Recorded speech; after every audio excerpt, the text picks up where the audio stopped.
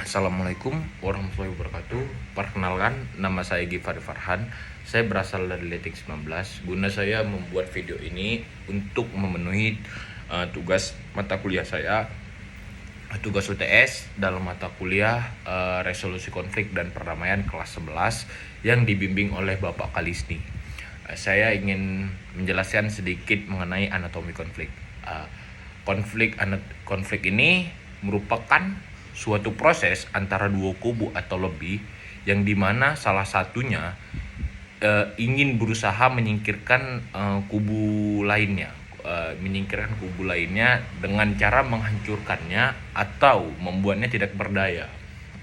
Ya, dalam suatu masyarakat akan ada satu kubu atas yang ingin menguasai kubu bawah.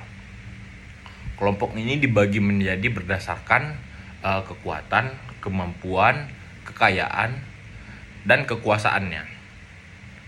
Sedangkan kalau kubu bawah akan ditindas karena tidak memiliki kekuasaan, kemampuan, kekayaan, dan kemampuan dan kekuasaan. Tidak juga memiliki yang dimiliki oleh kubu atas, atau juga memiliki tapi tidak memiliki semua yang dimiliki kubu atas. Maka kubu bawah ini akan ditindas dan disuruh menjalankan kehendak dari kubu atas tersebut.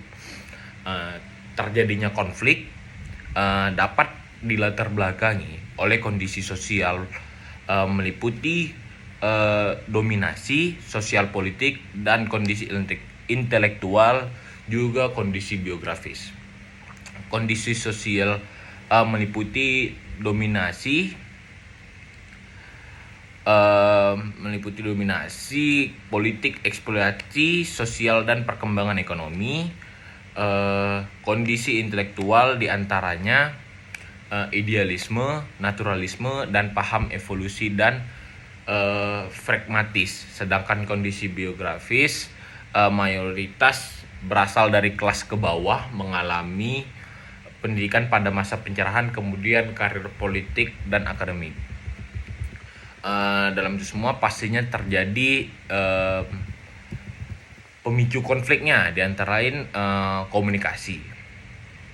Komunikasi bisa terjadi konflik karena dapat menimbulkan kesalahpahaman di antara pihak, karena mungkin kurang dari cara segi bahasa atau dari nada, itu dapat juga membuat atau memicu salah satu terjadinya konflik. Juga ada namanya struktur. Mungkin dari struktur ini juga dapat menjadi pemicu konflik dikarenakan antara ketua dengan anggota tidak ada kepemahaman yang sama, atau kurangnya juga interaksi dari komunikasi bisa jadi. Terus ada dan itu semua juga ada perbedaan antara kelompok sosial baik secara fisik maupun mental. Perbedaan budaya seperti adat istiadat, agama, prinsip, ataupun pandangan hidup.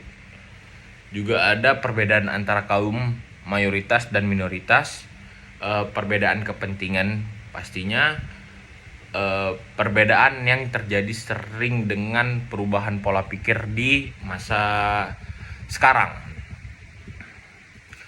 Terus ada dari solusinya agar pemecahan konflik yang solusi pemecahan konflik agar tidak semakin merambat dan memanas. Salah satu upaya pemecahan konflik yaitu dengan melakukan intervensi dari salah satu pihak, melakukan mediasi dan rekonsiliasi. Dari pihak yang melakukan mediasi dan rekonsiliasi dibutuhkan sebagai faktor penengah antara individu atau kelompok yang mengalami konflik yang terjadi.